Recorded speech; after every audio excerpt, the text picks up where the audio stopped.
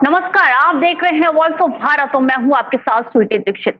तो महाराष्ट्र, गुवाहाटी और दिल्ली तीनों राज्यों में गहमा गहमी मची हुई है, सिर्फ इसलिए कि महाराष्ट्र की सियासत का क्या होगा। एकनाथ शिंदे तकरीबन 48 विधायकों के साथ गुवाहाटी के होटल में बंद है, यानी कि रुके हुए हैं। और वहीं लगातार शिवसेना भवन में भी मीटिंग चल रही है। इस बीच उद्धव ठाकरे भी संबोधन कर रहे हैं शिवसेना के विधायकों को। उन्होंने ये कहा संबोधन के दौरान कि कुछ लोग लालची होते हैं, कुछ लोग, सत्ता तो आती जाती रहती है लेकिन कभी भी किसी का भरोसा नहीं तोड़ना चाहिए। इस बीच उद्धव ठाकरे ने भी अपना बयान रखा। उन्होंने कहा कि सत्ता का कोई मोल नहीं है, सत्ता आती जाती रही है, लेकिन वो लोग कहां गए जिन्होंने कहा था कि आज तक हम शिवसेना नहीं छोड़ेंगे चाहे मर क्यों ना जाए। कहां गए वो लोग।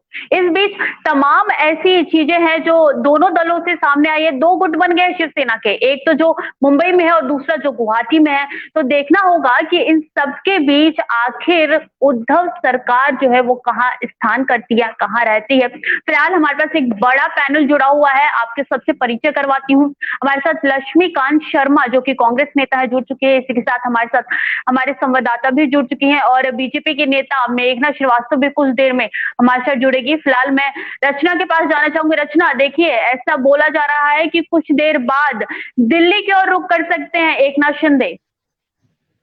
जी बिल्कुल सिटी जैसे मोदी शब्द से वो बाहर निकल के और उसके बाद से ये कयास लगाए जा रहे हैं कि उद्धव ठाकरे के बयानबाजी करते हुए क्या बातें निकलकर सामने आ रही हैं। और जिस तरह से ये कहा जा रहा है कि एकनाथ शिंदे ने तमाम विधायकों के साथ जिस तरीके से गुवाहाटी में रेडिएशन ब्लू होटल में वहां पे तमाम विधायक हैं वो जो जुट रहे हैं और एक के बाद एक विधायक जुड़े चले जा रहे हैं। पहले 40 विधायकों की गिनती सामने आ रही थी, उसके बाद करके वो 43 में 47 में तब्दील होते जा रहे हैं। लेकिन इसी बीच जो शरद पवार जो महाराष्ट्र के सियासत के चाणक्य कहे जाते हैं, उन्होंने ये कह दिया है कि चाहे कितना भी डराए हमें, चाहे कितने भी विधायक हमारे दल से बाहर क्यों नहीं चले गए, हम मजबूती के साथ खड़े रहेंगे और एक नया कैडर बनाएंगे। हम फिर से नए उम्मीदवार को लेकर आएंगे और हम मजबूती के साथ शिवसेना को बनाए रखेंगे। और जिस तरीके से 6:30 बजे चुकी बैठक होने वाली है शिवसेना की, तो देखकर बहुत अहम हो जाता है कि इस बीच क्या शिवसेना कुछ बड़ा देखना होगा कि मीटिंग में क्या कुछ निकल के सामने आता है। फिलहाल ये सुबह से लेकर अब तक की तीसरी मीटिंग है जो शिवसेना की चल रही है। मैं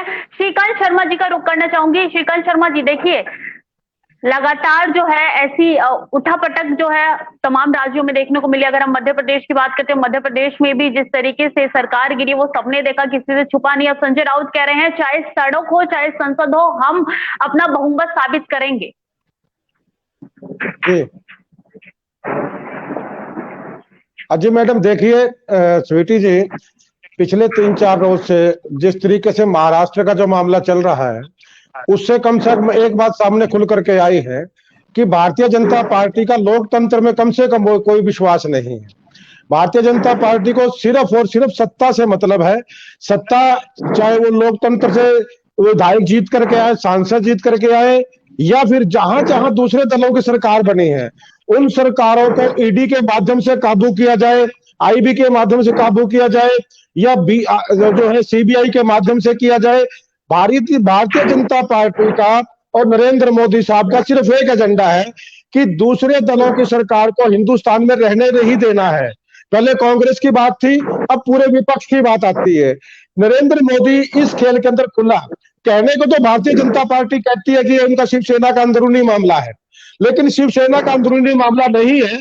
यह हो सकता है कि पार्टी स्तर पर पार्टी का कार्य हो, लेकिन जिस तरीके से भारतीय जनता पार्टी के 3 राज्यों में, देखिए दिल्ली का मामला आपने बताया कि दिल्ली पहुंच रहे हैं। दिल्ली में केंद्र सरकार बैठी है, मोदी साहब बैठे, अमित शाह बैठे हैं। उससे पहले वो लोग सूरत जाते हैं, गुजरात जाते हैं, उसके बाद वो गुवाहाटी जाते हैं। जहां जहां भारतीय जनता पार्टी की सरकार है वहां वहां शिवसेना के विधायकों को यह भी खबरें आ रही है कि कुछ लोगों को जबरदस्ती या जबरन बंधक बना करके रखा हुआ है। और एक विधायक यहाँ से सामने आई थी उसमें तो सारी जो भी जितने भी विधायक थे सब खुश नजर आ रहे थे। लक्ष्मीकांत जी, खुश तो नितिन देसाई भी थे, स्वीटी जी, खुद तो नितिन देसाई भी थे। तो वो क्यों आकर के कहते हैं कि मुझे बंधक बना करके रखा हुआ है। अब खुशी का कारण क्या है वो बाद की बात है, लेकिन पहले सवाल इस बात का है कि जो सरकार पिछले करीब 2 साल 7 महीने से चल रही है, आखिर उसमें अचानक क्या नौबत आई कि एकनाथ शिंदे जी कहने लगे कि आज उन्हें हिंदुत्व याद आ गया।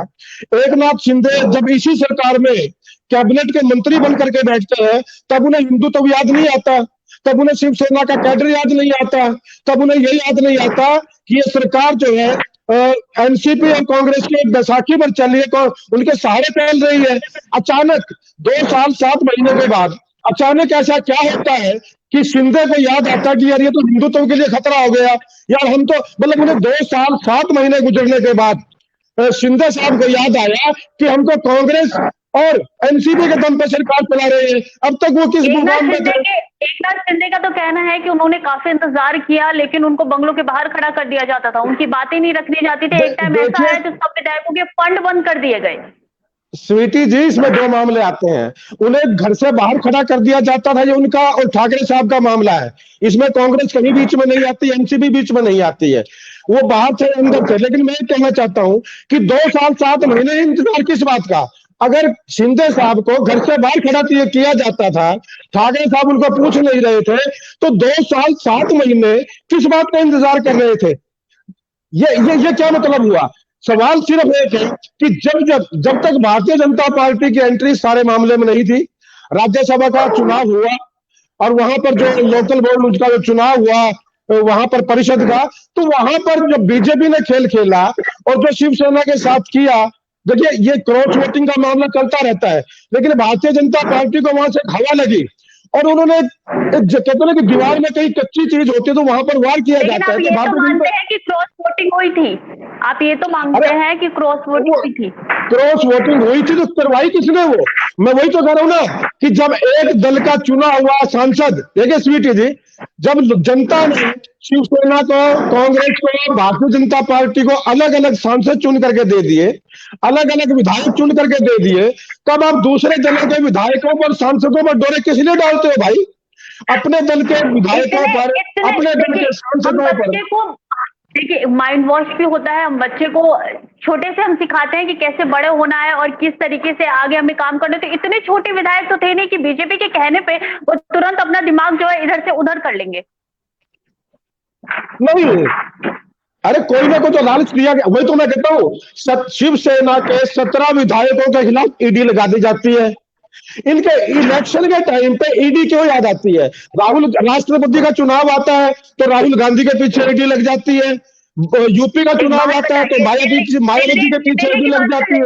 एक मिनट सुनिए ना, एक मिनट सुनिए ना, एक मिनट सुनिए। कौन सा चुनाव? ठीक है, बोलिए बोलिए।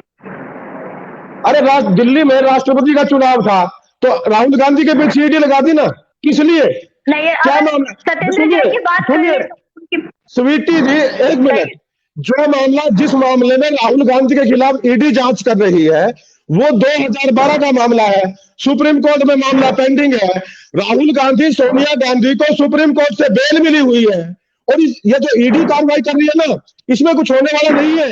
ना ईडी राहुल गांधी को गिरफ्तार कर सकती, ना सोनिया गांधी को। ईडी सिर्फ अपनी रिपोर्ट बना, सुनिए ना, भी तो ईडी ने पकड़ा है, तो अभी कौन सा चुनाव है दिल्ली में? अब तो अरे वो राष्ट्रपति का चुनाव है ना, राष्ट्रपति का चुनाव है, वो किस लिए? यही तो दिक्कत है। चुनाव किसी भी चीज का हो, इनको ईडी क्यों याद आती है? महाराष्ट्र के अंदर 17 विधायकों के ऊपर ईडी पीछे लगा दी जाती है। क्या मतलब है इस बात का भाई? क्या चाहते हो आप लोग?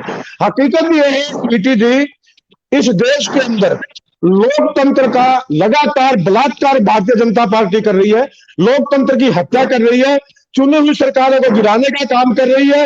मध्य प्रदेश में क्या दिक्कत थी भाई? सरकार चल रही थी लेकिन वहां पर तोड़फोड़ की गई। देखिए इंसान के अंदर, हर इंसान के अंदर डर और लालच दोनों चीजें होती हैं। कहीं आप डर दिखाते हो, कहीं लालच दिखाते हो।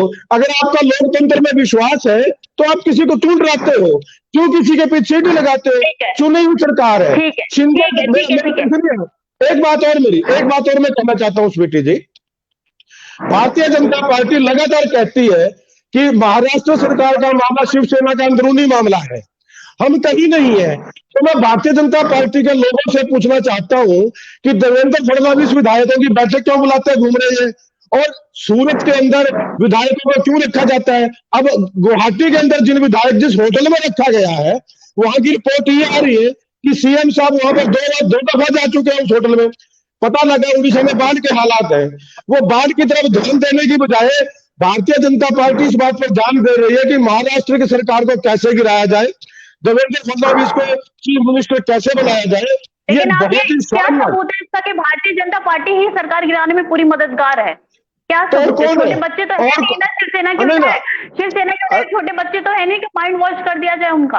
आप साहब आपकी बात मैंने मान ली कि छोटे बच्चे नहीं है। मैंने कहा डर और लालच दो चीजें इंसान के अंदर इतनी बुरी तरह से आज घर चुकी है इंसान के तो ये दिमाग में। तो उन पे डिपेंड करता है, ये सुनिए ना, ये तो उन पे डिपेंड करता है ना, वो किस तरीके से अपनी जो है एक भरोसेमंद पार्टी की तरफ जाते हैं और क्या कहते हैं। ठीक है, मैं मेघना जी का रुख करना चाहूंगी। मेघना जी देखिए, पूरी सियासत जो है महाराष्ट्र मेघना जी का शुरुआती कमेंट ले लीजिए। ठीक है, रुक जाइए मेघना जी। देखिए, पूरी महाराष्ट्र की जो सियासत अभी चल रही है वो किसी से छुपी नहीं है और लगातार ये आरोप लगाया जा रहा है कि बीजेपी है ये पूरा डागम डोल जो करना है महाराष्ट्र की राजनीति का, वो बीजेपी पूरा किरदार निभा रही है इसमें। सभी को मेघना जी, हेलो, आवाज आ रही है आपको? हाँ हाँ आ रही है, सुन पा रही हूँ मैं आपको, बोलिए। पहले तो वॉइस ऑफ भारत को बहुत बहुत बधाई, एक अच्छे महत्वपूर्ण विषय को लेके आप लोग जो आए हैं उसके लिए शुक्रिया। कृपया आप दोबारा से अपना क्वेश्चन रिपीट करेंगे? देखिए मेघना जी, महाराष्ट्र का जो सियासत है अभी किसी से छुपा नहीं है। ऐसे में कांग्रेस के नेता लगातार आरोप लगा रहे हैं कि बीजेपी का पूरा हाथ है इसमें। आप किस तरीके से देखते हैं महाराष्ट्र की सियासत के अभी जो संकट के बादल जो छाए हुए हैं महाराष्ट्र में? देखिए, कांग्रेस तो आरोप लगाती ही रहती है, कोई बड़ी बात नहीं है। जब भी कुछ देश में अच्छा हो तो कांग्रेस का काम ही है आरोप लगाना। और दूसरी बात ये कि हाँ, बीजेपी का कितना हाथ है तो वो तो भविष्य में सामने आ जाएगा। लेकिन अगर खुद शिवसेना में असंतोष हुआ है तो उसका मुख्य कारण ये है कि जो बाला साहब ठाकरे जिस विचारधारा को लेके चले थे, क्या वो विचारधारा आगे उनके जो वंश के लोग हैं जो आज सत्ता चला रहे हैं शिवसेना की, क्या वो उसका अनुपालन कर रहे हैं? अगर वो नहीं करेंगे, स्वाभाविक है, तो विचारधारा के विपरीत अगर कोई जाएगा तो विद्रोह तो उत्पन्न होगा ही ना। इसके लिए जरूरी है कि शिवसेना जिस विचारधारा से जो पार्टी जब बनाई गई तो उस विचारधारा का वो बिल्कुल आत्मसात करके चले। मेघना जी अपना कैमरा ऑन कर लीजिए। मेघना जी आपका कैमरा ऑफ है, प्लीज उसे ऑन कर लीजिए। मैं एक्चुअली थोड़ा सा बाहर हूँ तो इसलिए मैंने ऑफ किया हुआ था कैमरा। ऑन कर लीजिए प्लीज। आ रही है आपको आवाज? हाँ हाँ हाँ। तो बट वो आवाज नहीं आ पाएगी, हैंडफोन भी नहीं है एक्चुअली मेरे पास में। सो आवाज आ रही है, आपकी पूरी आवाज आ रही है जी। तो मेरा कहने का मतलब यही है कि शिवसेना जिस बाला साहब ठाकरे जी ने जिस उद्देश्य से शिवसेना का गठन किया और एक महाराष्ट्र में एक इतने समय तक सत्ता में रहे और उन्हें लोग महाराष्ट्र की जनता का जो स्नेह मिला, उसको उनके जो बेटे हैं जो अभी सत्ता चल। जी, मैं रचना को रुख करना चाहूंगी। रचना, देखिए लगातार जो लक्ष्मीकांत शर्मा भी कह रहे हैं कि जो बीजेपी है वो पूरी तरीके से पुरजोर कोशिश कर रही है कि कैसे जैसे मध्य प्रदेश में सरकार गिराए थे वैसे महाराष्ट्र में भी सरकार गिरा दे। रचना जी बिल्कुल, जैसे कि मैंने आपको पहले भी बताया था कि जिस तरीके से बीजेपी का समीकरण है वो बिल्कुल फूक फूक कर कदम रख रही है और सामने वाले को ये पता नहीं चलने दे रही है कि आखिर उसकी रणनीति क्या है। लेकिन जिस तरीके से एक शिंदे ने ये बयान जारी किया था कि इसमें किसी तरीके से बीजेपी को सम्मिलित ना किया जाए, इसमें किसी तरीके का कोई बीजेपी का हाथ नहीं है, तो वही उनके बेटे श्रीकांत ने ये बात कह दी थी, ये बात बोली थी उनसे कि अगर आप बीजेपी के साथ सम्मिलित हो जाते हैं तो कहीं ना कहीं राजनीति में आपका भविष्य उज्जवल हो जाता है। तो दोनों तरफ से कयास करा जा रहा है, लेकिन कितना ही मुश्किल हो जा रहा है कि क्या कहीं ना कहीं बीजेपी पीछे से दबाव बना रही है, कहीं ना कहीं बीजेपी जो है इन सभी विधायकों को और एक नाथ शिंदे के साथ साथ सभी लोगों को अपने पाले में लेना चाहती है और नए तरीके से महाराष्ट्र का गठन करना चाहती है। लेकिन बात यहाँ आके अटक जा रही है क्योंकि बीजेपी कभी भी खुल के सामने नहीं आई है इन 4 दिन में और खुल के किसी भी नेता ने कोई प्रतिक्रिया नहीं दी है। तो कहना बहुत मुश्किल हो जाता है यहाँ पे, क्योंकि एक नाथ शिंदे का ये दावा रह चुका है कि बीजेपी का इसमें कोई हाथ नहीं है। जी, मैं दोबारा से लक्ष्मीकांत जी के पास जाना चाहूंगी। लक्ष्मीकांत जी, क्या लगता है फ्लोर टेस्ट होगा तो अपना बहुमत साबित कर पाएंगे उद्धव सरकार? बिल्कुल बिल्कुल 100% करेंगे, फ्लोर टेस्ट पे करेंगे, बहुमत साबित करेगी सरकार, कोई दिक्कत नहीं है। अभी आपने एक बात, जैसे मेघना जी की मैं बात सुन रहा था, वो शिवसेना के बारे में कह रहे थे कि ठाकरे साहब के सिद्धांत जो थे उन पर नहीं चल रही है। तो मेरा प्रश्न आपके माध्यम से भारतीय जनता पार्टी के लोगों से भी है कि जो सिद्धांत भारतीय जनता पार्टी के आदरणीय अटल जी ने स्थापित किए थे, क्या अटल जी के सिद्धांतों पर भारतीय जनता पार्टी चल रही है? यह प्रश्न है दूसरा। और दूसरी बात यह है कि जो भारतीय जनता बार बार एक बात कहते हैं बीजेपी के लोग, अभी मेघना जी भी कह रही थी कि भारतीय जनता पार्टी का इससे कोई लेना देना नहीं है। अगर भारतीय जनता पार्टी का लेना देना नहीं है तो ये विधायक सूरत में, जो पहले सूरत गुजरात में जहां बीजेपी की सरकार है वहां क्यों रुकते हैं, और उसके बाद उन्हें गुवाहाटी शिफ्ट किया जाता है। जिस होटल में ये विधायक रुके हैं वहां पर वहां के चीफ मिनिस्टर हेमंत बिश्वा जी वहां पर पहुंच जाते हैं, और कि जो मंत्री है बीजेपी के सरकार के वो उस होटल में पहुंच जाते हैं। तो ये तो कहने की बात है क्या? जो चीज है वो सरेआम दिखाई दे रही है, तो वेलकम आईना नहीं सबके करेंगे, सामने है। वेलकम नहीं करेंगे। बिल्कुल। अगर उनके राज्य में कोई दूसरे राज्य का विधायक नेता जा रहा है तो वेलकम नहीं करेंगे? तो पूरा वेलकम करने का हक बनता है। कह रहे इस सवाल का अभी जवाब मैं बात मेघना जी से लेने जाऊँ। मेघना जी आप सुनिए ना, वेलकम करने का बनता करते हैं ना, वेलकम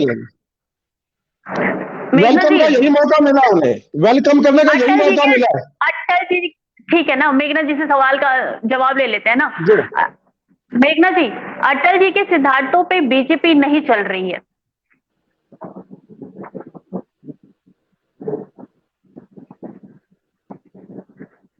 आपको आवाज आ रही है मेरी, मेघना जी?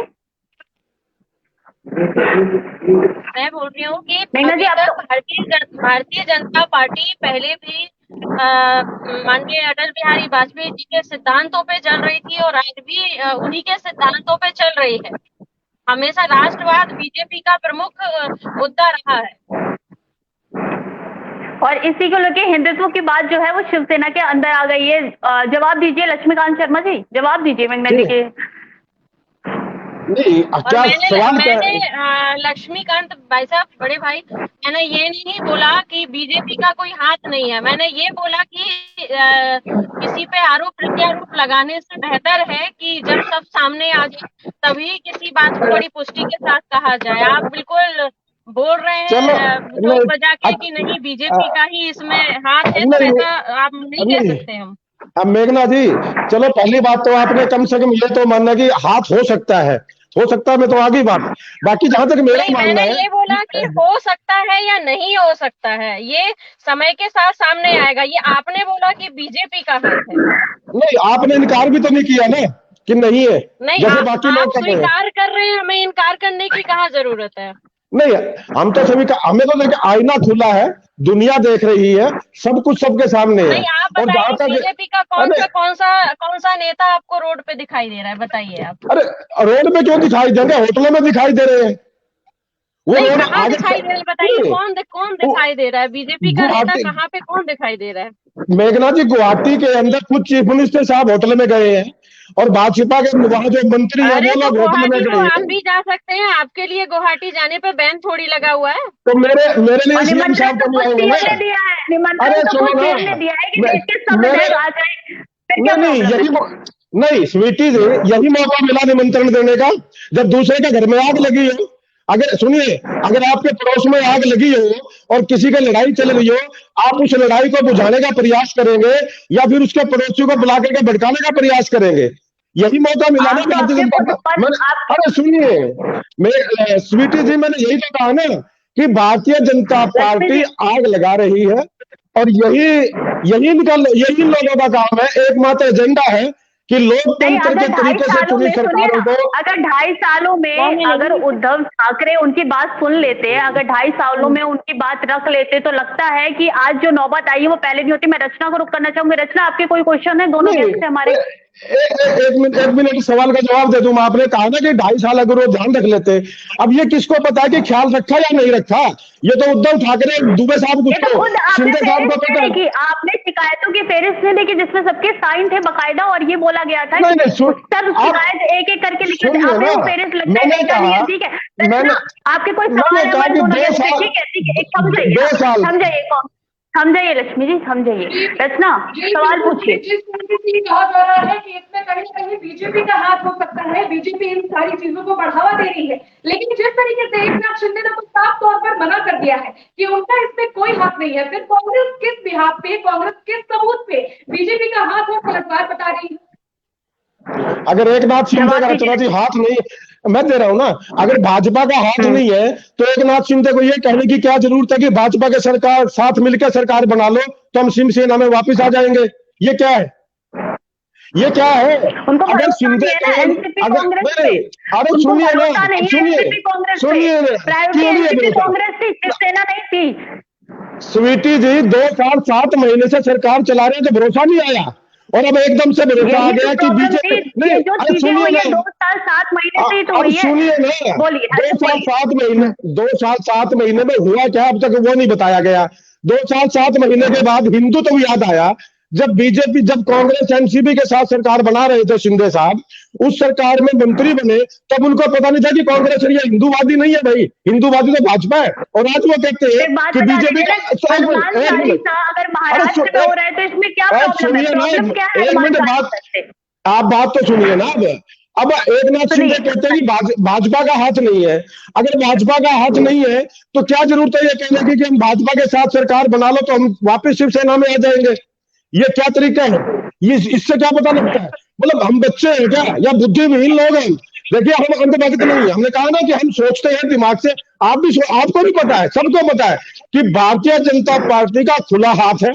भारतीय जनता पार्टी आग लगाने वाली है, यही बीजेपी का काम है। अगर भाजपा का हाथ नहीं है तो कल हलचल फडणवीस के निवास पर हलचल क्यों थी? किस लिए थी? क्यों विधायकों का मन टटोल रहे हैं वो लोग? किस लिए?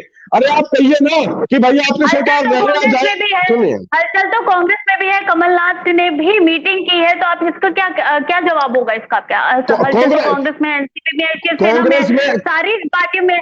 और दिल्ली की बात की जाए तो दिल्ली तो लगातार राजनीति का केंद्र माना गया है। कांग्रेस के अंदर हलचल है वो इसलिए है कि सरकार बचानी है, और जो लोग लोकतंत्र की हत्या करना चाहते हैं उससे लोकतंत्र को बचाना है। कांग्रेस में इसलिए हलचल है। भाजपा का अगर इसमें कोई इंटरेस्ट नहीं है तो बीजेपी को आके कहना चाहिए भाई तुम्हारी सरकार रहे या जाए, हम सरकार नहीं बनाएंगे। 106 विधायक लेकर के बीजेपी ये षड्यंत्र कर रही है सरकार बनाने के लिए कि 106 हमारे हैं, उनके तौर पे सरकार बन जाएगी। से पूछ लेते हैं आखिर हलचल क्यों है बीजेपी में इतनी? मेघना जी जवाब दीजिए। देखो आजकल कांग्रेस में तो हलचल ही हलचल मची हुई है। बस जब बाला साहब ठाकरे जी के समय पे उनकी भी, बाला साहब ठाकरे की वही विचारधारा थी, राष्ट्रवादी विचारधारा, और वही विचारधारा भारतीय जनता पार्टी की है। और अब शिवसेना की विचारधारा चूंकि बाला साहब ठाकरे नहीं है तो उनके लोग जो है वो उसको बदलने का प्रयास कर रहे हैं। बीजेपी उसी में चल रही है। कांग्रेस को हमेशा इस विचारधारा से तकलीफ रहती है, तो हलचल तो इसमें है ना। और आप कह रहे हो कि आग लगा रही है, तो जो अग्निवीर का जो आया है, योजना आई है, उसमें कांग्रेस को क्यों आग लग रही है? आप बोल दीजिए नहीं लग रही कांग्रेस को आग। अग्निवीर पे डिबेट करनी है या उसमें कौन से पे करनी है स्वीटी जी, ये बताइए पहले। दोनों आप बोल रहे हैं ना कि हाँ ये आग लगा रहे हैं, हमारा टॉपिक महाराष्ट्र है। महाराष्ट्र में बात कीजिए, महाराष्ट्र में नहीं, अभी तो अग्निपथ की बात आ गई ना, अग्निवीर की। अग्निपथ नहीं ना, आप आग लगाने की जो भी बात कर रहे थे कि मेघना जी अग्निवीर पे इसी वॉइस ऑफ भारत में पूरी डिबेट हो चुकी है, जिसमें भारतीय जनता पार्टी के 2 प्रवक्ताओं के साथ मेरा सामना हुआ था। जवाब दे चुका हूं वहां पे, पिछली डिबेट हफ्ता पहले की देख लेना। जहां तक महाराष्ट्र की बात है, यह खुलेआम हो चुका है कि चुनी हुई सरकार को अस्थिर करने का प्रयास किया गया। आज मेरा सिर्फ एक मुद्दा हिंदुत्व की बात, ये बार बार ठेकेदारी हिंदुत्व की लेते हैं। एकनाथ शिंदे को 2 साल 7 महीने के बाद हिंदुत्व क्यों याद आ गया भाई? उसको पहले चाहिए था कि भाई अगर शिवसेना जब मिलता हुआ, सुनिए, बिल्कुल क्यों नहीं, अरे सुनिए, शायद ये दिन नहीं देखना पता। ठीक है, आपका कोई अरे स्वीटी जवाब लीजिए एक बार पहले। नहीं होता ना, 2 साल 7 महीने अगर आप बिल्कुल आप बीजेपी के प्रवक्ता मत बनिए ना, जवाब तो लीजिए कम से कम पहले।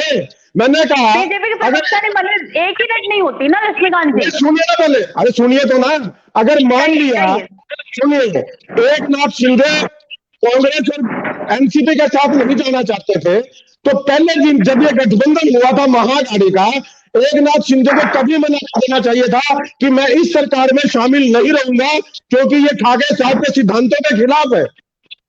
क्यों नहीं मना किया उस टाइम सरकार में शामिल होने से? अगर हिंदुत्व की इतनी चिंता है तो क्यों नहीं मना किया? जवाब दीजिए। क्यों नहीं मना किया पहले? गठबंधन में आ रहे हैं तो हो अरे सकता है कि शायद उनकी गठबंधन में आके उनकी विचारधारा परिवर्तन हो जाए, कुछ सुधार अरे हो जाए उनकी छोड़िए ना, छोड़िए, विचारधारा में। ये जब किसने नहीं हुए कहा? तो वो अपना किसने वापस कहा? हो गए। बहुत, अरे आप अपने हिसाब से मत देखिए ना। 2 साल 7 महीने के बाद फिर वही आप कहेंगी कि अचानक क्या हिंदुत्व याद आ गया क्या अचानक से? अगर सुनिए, गैरत थी एक नाथ शिंदे में, अगर कहीं गैरत थी तो ये चाहिए था पहले दिन कि ठाकरे साहब आप जाइए जिसके साथ मर्जी, अगर आप कांग्रेस से समझौता करेंगे, एनसीपी से समझौता करेंगे, मैं और मेरे साथी सरकार में शामिल नहीं रहेंगे। ये थी हिंदुत्व की बात। 2 साल 7 महीने सत्ता के मजा लेने के बाद, ऐश करने के बाद, मंत्रिमंडल का सुख भोगने के बाद अचानक हिंदुत्व याद आ गया। भाई कमाल है आप लोगों का। लगता है उनको 2 साल 7 महीने में ये पता चल गया कि महाराष्ट्र में हनुमान चालीसा पढ़ना मुश्किल हो चुका है, तो लगता है ये वजह है रचना। आप मेघना जी से सवाल पूछना नहीं, चाहेंगे? कहीं नहीं हुआ, कहीं मुश्किल नहीं हुआ। आज में हनुमान चालीसा महाराष्ट्र में पढ़ी जा रही है। क्या बात कर रहे हैं आप? हनुमान चालीसा महाराष्ट्र में जो बीच में कितना बड़ा टॉपिक बना था, आपको पता है? देखिए, मुझे सब, क्यों नहीं पढ़ने दिया? मुझे स्वीटी जी, मुझे सब कुछ पता है, लेकिन राजनीति से प्रायोजित, उसके बाद भी अरे जान नहीं हूँ। मैंने कहा ना कि राजनीति से प्रायोजित अगर हनुमान चालीसा पढ़ोगे तो हनुमान जी भी क्या भला करेंगे आपका? आप राजनीति की तरफ नहीं पढ़िए ना, अरे राजनीति से बाहर आकर के पढ़िए ना। हनुमान चालीसा में भी राजनीति करते हो, राम के नाम पे भी राजनीति करते हो। ये एक नाथ शिंदे के साथ कहीं ना कहीं बीजेपी समिट होकर कुछ प्रक्रियाएं हैं जो आगे बढ़ा सकती है, तो क्या हो सकता है कि बीजेपी आगे जाकर एक नाथ शिंदे के साथ अपनी पार्टी को मजबूत बनाएगी? हो सकता है, क्या लगता है मेघना जी आपको कि आप बीजेपी के साथ अपनी जो पार्टी है उसके साथ एक नाथ शिंदे के साथ आगे कुछ प्रक्रियाएं आपकी बढ़ सकती है? देखिए, वैसे तो बढ़ाना चाहिए बीजेपी के साथ में, मैं तो यही कहूंगी, क्योंकि जब एक समान विचारधारा है, समान विचारधारा से यदि गठबंधन होता है तो उस प्रदेश का या देश का विकास ही होगा, और ये बहुत अच्छा ही रहेगा मेरे हिसाब से। और फिर बाकी जैसा भाई पार्टियों का जो अपना मत रहे। बीइंग सामाजिक कार्यकर्ता मैं तो यही कहूंगी कि होना चाहिए गठबंधन, समान विचारधारा का बढ़िया चीज है। ठीक है, लक्ष्मीकांत शर्मा जी, मैं आपके पास आना चाहूंगी। 13 विधायक है उद्धव ठाकरे के पास, बहुमत कैसे साबित करेंगे? ये तो फ्लोर पे पता लगेगा जी कितने विधायक किसके साथ है। मैंने कहा ना कि बंधक बना लेने से कोई किसी के साथ नहीं चला जाता। अभी फिलहाल अगर सुनिए, मैं इसलिए कह रहा हूँ कि अगर एक नाथ शिंदे के साथ वो विधायक है तो उन्हें महाराष्ट्र आने में क्या दिक्कत है? जब वो उनके साथ खड़े हैं, अगर मैं आपके साथ हूं तो मुझे आपके साथ कहीं दूसरी जगह पर जाने में क्या दिक्कत है? अगर वो महाराष्ट्र, अगर वो विधायक एक नाथ शिंदे के साथ है, सुनिए, अरे सुनिए ना, सुनिए, आना तो महाराष्ट्र में ही पड़ेगा ना। विधानसभा तो महाराष्ट्र की है, वहां आने से क्यों डर रहे हैं वहां के विधायक? क्या ये इसका मतलब शिंदे साहब को डर है कि अगर ये विधायक महाराष्ट्र गए तो शायद उनसे भाग जाएंगे? यही तो डर है उनको। क्यों वो बुला रहे हैं ना, जाइए शिवसेना के भवन में, करिए बातचीत ठाकरे साहब से। देखिए, उद्धव ठाकरे के एक बयान का मैं स्वागत करता हूं। उन्होंने कहा है कि अगर सभी विधायक मेरे सामने आकर के बोल देते हैं कि भाई मुझे सीएम नहीं रहना तो मैं सीएम से रिजाइन कर दूंगा, लेकिन मेरे सामने आकर के तो बोल देना। अब वो विधायक, इतना तो मन होना चाहिए, इतना खुद पे भरोसा होना चाहिए, इतना साथी पे भरोसा होना चाहिए। उन विधायकों को ठाकरे साहब के पास जाकर के कहना चाहिए कि साहब हम आपके साथ नहीं है, आप गद्दी छोड़िए। क्या दिक्कत है? तो ये तो शिंदे जी के पास में 38 विधायकों का समर्थन है, 38 विधायकों का उनके साथ में समर्थन है, तो वहां पे दल बदल का कानून उनके ऊपर लागू नहीं होता है। और उन्होंने बोला है, शिंदे जी ने भी बोला है, उनके सारे विधायकों ने भी बोला है कि यदि स्पीकर साहब बुलाते हैं तो वो वहां पे जरूर जाएंगे महाराष्ट्र में। और सुबह से अगर वो निकले हुए तो मुझे लगता है शायद पहुंच भी गए होंगे। अभी ताजा अपडेट क्या है? ये तो देखना होगा महाराष्ट्र गुवाहाटी से तो वो पहुंचते हैं निकल नहीं चुके थे। पहुंचते, लेकिन हाँ, लक्ष्मीकांत शर्मा जी, क्या लगता है शिंदे अपनी अलग से शिवसेना की पार्टी बना लेंगे जिसका देखिए नेतृत्व मैडम, शिंदे के हाथ में होगा? देखिए स्वीटी जी, अभी ये तो मैंने कहा ना, अभी तो फ्लोर का मामला है। हाउस में आएंगे, वहां क्या होगा, शिंदे साहब के साथ कौन है।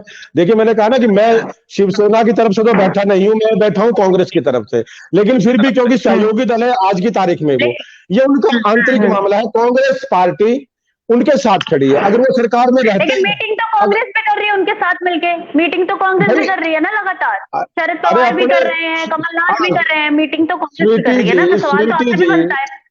हम तो दे रहा हूँ जवाब। मैं बताइए, आप किस सवाल का जवाब नहीं दिया? हर सवाल का जवाब दे रहा हूँ आपके में। हर सवाल मैंने कहा ना हाँ, दीजिए। कि देखिए, जहां तक विधायकों का मामला है वो तो बीजेपी सॉरी शिवसेना का इंटरनल मामला है कि उनके विधायक कहाँ कितने क्या करेंगे। लेकिन एक लोकतंत्र का तरीका है कि सामने आके बात कीजिए, चुपकर बैठने से कुछ होने वाला नहीं है।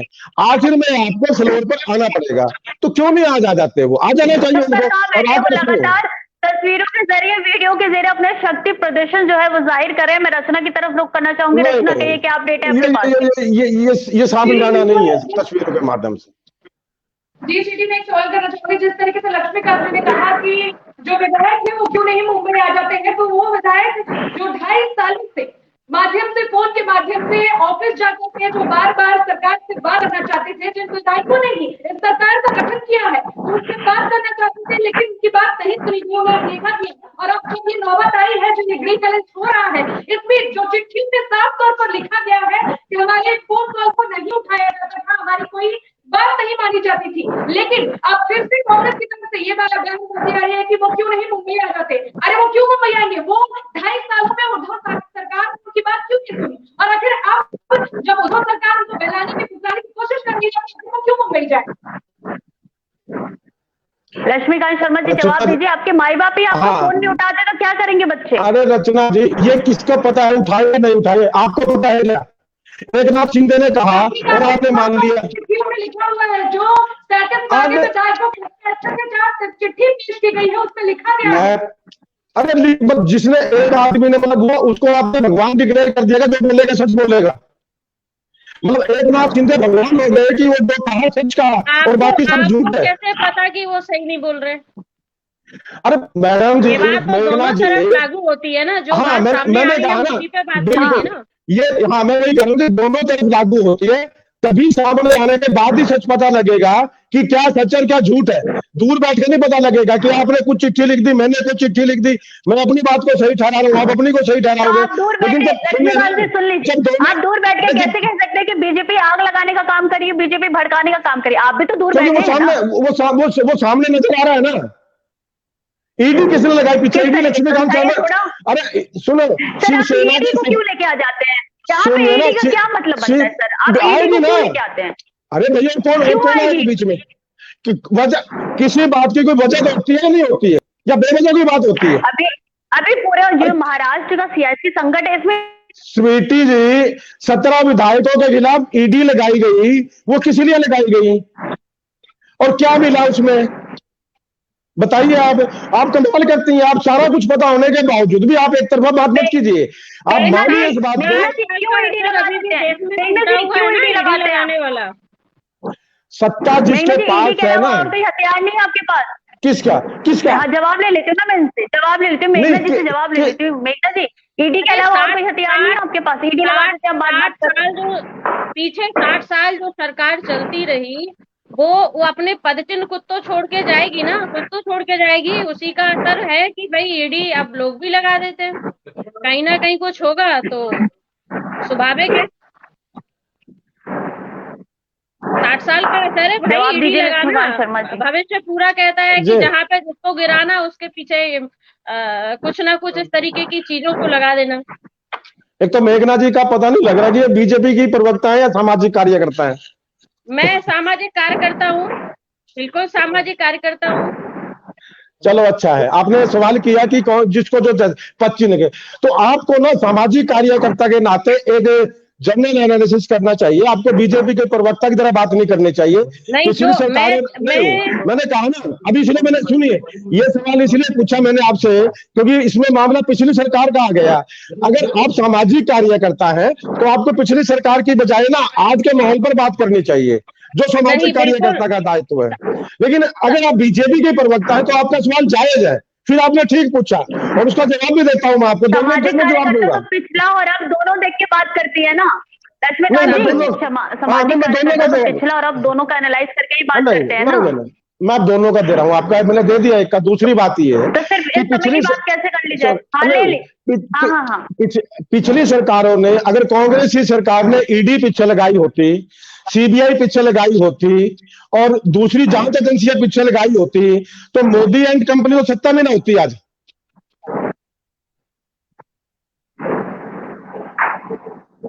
जी, ये लोग सत्ता में ना होते आज, फिर सत्ता में कांग्रेस ही होती। कांग्रेस ने कभी लोकतंत्र की हत्या नहीं की और इस तरीके से चीरहरण नहीं किया जिस तरीके से भारतीय जनता पार्टी कर रही है।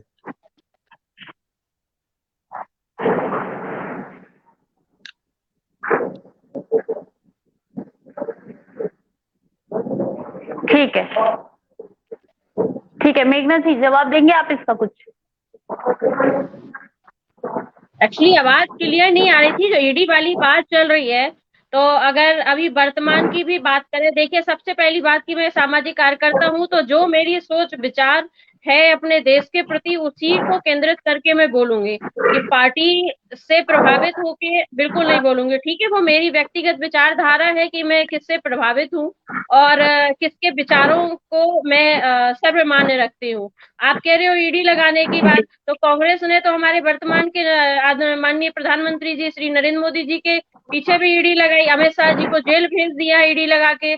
तो इसमें उन्होंने भी क्या कांग्रेस ने कसर छोड़ी हुई है कोई? कब लगाई ईडी, जरा मोदी जी के कांग्रेस पीछे ये बता देना एक बार मेघना मतलब जी। मेघना जी कांग्रेस के दौर से ही एक ईडी हो एक रहा है मिनट, और कांग्रेस नहीं के वो दौर वो से नहीं नहीं वो टाइम कांग्रेस के बताना, दौर से ईडी हो रहा है। नहीं मतलब वो, ये ईडी वाली अरे टीम वो कांग्रेस समय की है।